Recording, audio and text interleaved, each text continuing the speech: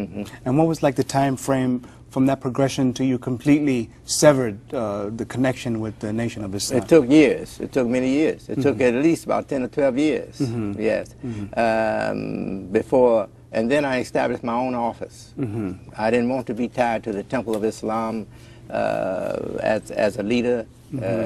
I wanted to be free to represent the following of the Temple of Islam, but not be myself. Under the Temple of Islam as a concept, because I knew it was a Bible concept. It was not an Islamic concept. Right. And the majority of the people, I think, at a certain point, accepted your leadership, and there were a few people remaining behind who wanted to stay with the old concepts and beliefs. So what was that like, and how did that split really become apparent? You know, it didn't manifest until about 3 years later that they were dissatisfied with my leadership.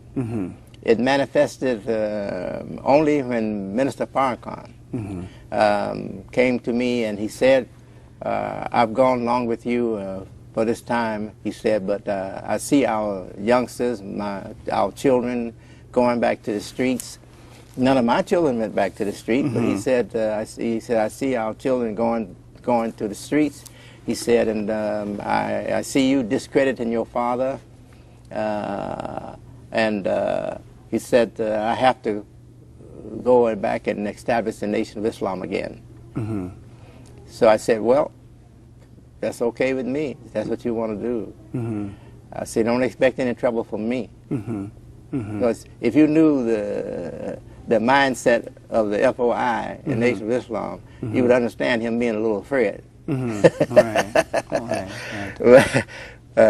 after all, he was threatened by a big, strong minister in the East Coast, on the East Coast, Philadelphia. In fact, the one that was the minister over the Temple of Islam that I was sent to head before I was in prison.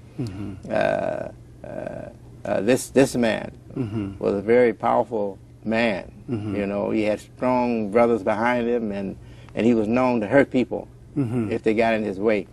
So Minister Farrakhan was threatened by that brother, and that's why he was in Chicago with me.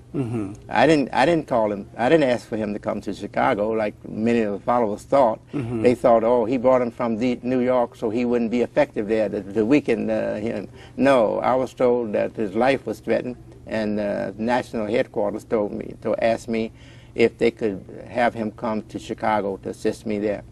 So he did, and I told him to set up a temple on the west side, but he never did. He chose to go back to the Caribbean, and he went there and Bermuda and somewhere. I mean, I think it was Bermuda and a few other places in the Caribbean, and then finally he came back to Chicago, but as an independent, not as my assistant.